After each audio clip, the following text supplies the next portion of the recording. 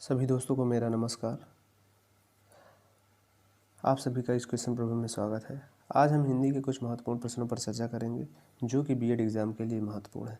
आइए इन प्रश्नों को हम देखते हैं। क्वेश्चन नंबर 51, दो व्यंजन एक साथ मिलते हैं तो क्या कहलाते हैं? ऑप्शन नंबर ए संयुक्त व्यंजन। क्वेश्चन नंबर 52, राणा ने सोचा इस पार तब तक चेतक था उस पार, उक्त पंक्ति में अलंकार है। ऑप्शन नंबर डी अतिशयोक्ति अलंकार।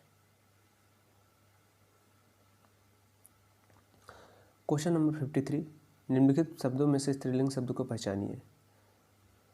ऑप्शन नंबर डी गरिमा। गरिमा स्त्रीलिंग शब्द है। क्वेश्चन नंबर 54, सेना के लिए सही पर्यायवाची वाले शब्दों की पंक्ति को चुनिए। ऑप्शन नंबर ए वाहिनी कटक सान, ये सेना का पर्यायवाची शब्द है। कौन सा शब्द बहुवचन है? कौन सा शब्द बहुवचन है? ऑप्शन नंबर सी समाचार। समाचार शब्द बहुवचन है। क्वेश्चन नंबर 56, जहाँ पहुँचा ना जा सके के लिए एक शब्द निम्न में से कौन सा है? अगम्य। Option number C. Question number 57, वीर शब्द का भाववाचक संज्ञा का रूप है। ऑप्शन नंबर ए वीरता। वीर शब्द का जो भाववाचक संज्ञा है वो वीरता होता है। क्वेश्चन नंबर 58, यहाँ हुआ दुई बालक देखा, मति भ्रम मोर की आन बिसेखा। यहाँ पर कौन सा रस है? तो यहाँ पर आपका ऑप्शन नंबर डी अद्भुत रस होगा। राजश्री के लिए सही संधि विच्छेद को चुनिए। तो राजश्री में कौन सा आपको संधि विच्छेद है ये बताना है। ऑप्शन नंबर बी राजा प्लस ऋषि। क्वेश्चन नंबर 60, जो स्त्री सूर्य भी न देख सके वाक्यांश के लिए एक शब्द है। ऑप्शन नंबर बी आसूर्य पस्या। ऐसी स्त्री जो सूर्य न देख सके उसे हम आसूर पस्या कहते हैं। क्वेश्चन नंबर 61, काजू शब्द का संबंध किस भाषा से है? तो काजू शब्द का संबंध जापानी भाषा से है। Option number A is correct.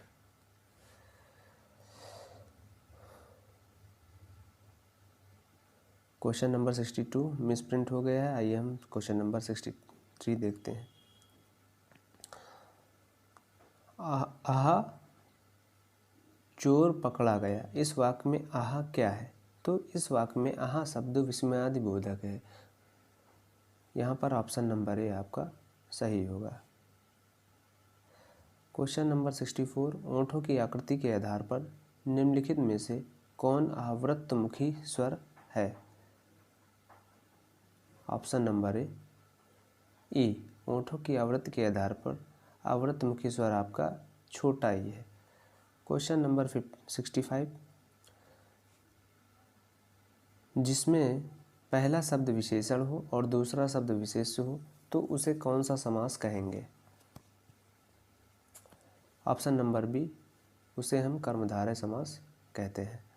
Question number 66, हे देवी यह नियम सृष्टि में सदा अटल है, रह सकता है वही सुरक्षित जिसमें बल है, निर्बल का है नहीं जगत में कहीं ठिकाना, रक्षा साधन उसे प्राप्त हो चाहे नाना। उपयुक्त पंक्तियों में छंद है। ऑप्शन नंबर डी इसमें आपका रोला छंद है। अर्थ के आधार पर अर्थ के अनुसार वाक्य के कितने भेद हैं? तो अर्थ के अनुसार आपके जो वाक्य के जो भेद होते हैं वे 8 होते हैं। ऑप्शन नंबर ए। क्वेश्चन नंबर 68, पर उपसर्ग से बना शब्द निम्न में से कौन सा है? तो पर उपसर्ग से जो शब्द बनता है वो क्या है? ऑप्शन नंबर डी पराधीन। पर सबसे आपका पराधीन बनता है। क्वेश्चन नंबर 69, रातों रात में समास है। तो रातों रात में कौन सा समास है ये आपको बताना है। ऑप्शन नंबर ए रातों रात में आपका अव्ययीभाव समास है। क्वेश्चन नंबर 70, जहाँ प्रत्येक चरण में लघु गुरु वर्णों का क्रम और संख्या बराबर हो वहाँ कौन सा छंद होता है? ऑप्शन नंबर डी वर्णवृत्त। यहाँ पर वर्णवृत्त होगा option number D. Question number 71, हमें प्रतिदिन सूर्य नमस्कार करना चाहिए, रेखांकित शब्द को पहचानिए। ऑप्शन नंबर बी अव्यय। यहाँ पर प्रतिदिन शब्द आपका अव्यय से संबंधित है। क्वेश्चन नंबर 72, पृथक का सही विलोम है, तो पृथक का यहाँ जो सही विलोम होगा वो संयुक्त होगा, पृथक का संयुक्त होता है, option number B. Question number 73, पृष्ठांकन का अंग्रेजी अनुवाद होगा, ऑप्शन नंबर डी इंडोर्समेंट होता है, तो पृष्ठांकन का अंग्रेजी अनुवाद आपका इंडोर्समेंट होता है, ऑप्शन नंबर डी। निम्न में से कौन सा शब्द शुद्ध है? ऑप्शन नंबर डी ऐतिहासिक। ऐतिहासिक शब्द आपका ऑप्शन नंबर डी सही है। कौन सा शब्द अव्यय नहीं है? क्वेश्चन नंबर 75 पूछा गया है कि कौन सा शब्द अव्यय नहीं है। ऑप्शन नंबर डी किसे। यहाँ पर किसे जो शब्द है वो अव्यय नहीं है।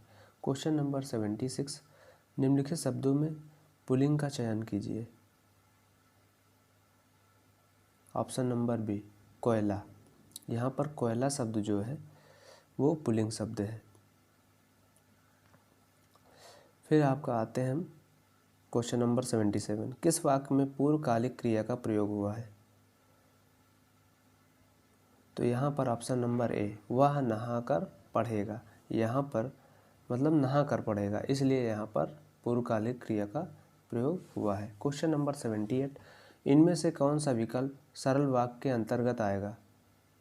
ऑप्शन नंबर सी छात्रा ने बहुत ओजपूर्ण स्वरचित कविता सुनाई। तो यहाँ पर ऑप्शन नंबर आपका सी होगा।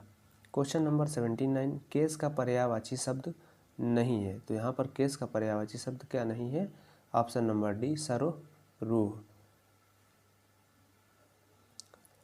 क्वेश्चन नंबर 80, वह खंभा गिर जाएगा, इस पंक्ति में कौन सा विशेषण है? तो क्वेश्चन नंबर 80 का आपका ऑप्शन नंबर सी होगा निश्चयवाचक सर्वनामी विशेषण। क्वेश्चन नंबर 81, निम्न में महाप्राण व्यंजन कौन सा है? तो इसमें आपको बताना है महाप्राण व्यंजन कौन सा है। तो ऑप्शन नंबर बी खा जो वर्ण है ये आपका महाप्राण व्यंजन है। क्वेश्चन नंबर 82, किस किस से झगड़ा करते फिरोगे, रेखांकित पद है।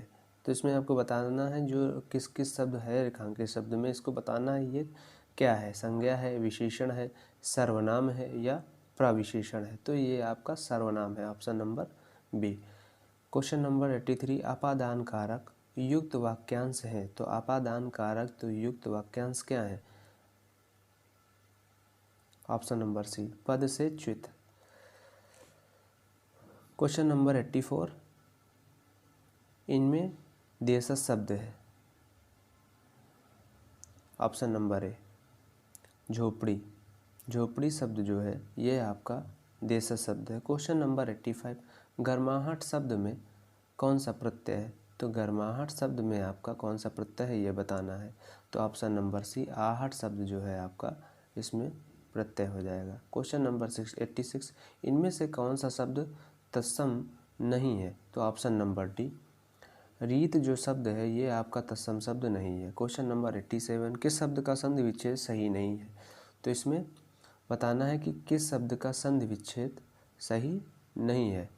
ऑप्शन नंबर ए महामात्य। महा प्लस अमात्य ये आपका होता है। क्वेश्चन नंबर 88, पंडित का निम्न में से कौन सा सही विलोम शब्द है? तो पंडित का सही विलोम शब्द क्या है आपको ये बताना है। तो ऑप्शन नंबर सी मूर्ख। पंडित का जो विलोम शब्द होता है वो मूर्ख होता है। क्वेश्चन नंबर 89, वह धीरे धीरे चल रहा है, रेखांकित शब्द को पहचानिए। क्वेश्चन नंबर जो आपका 89 है इसमें बताना है वह धीरे धीरे चल रहा है, रेखांकित शब्द को पहचानिए। ऑप्शन नंबर सी क्रिया विशेषण है। क्वेश्चन नंबर 90, वर्षा का न होना के लिए एक शब्द निम्न में से कौन सा है?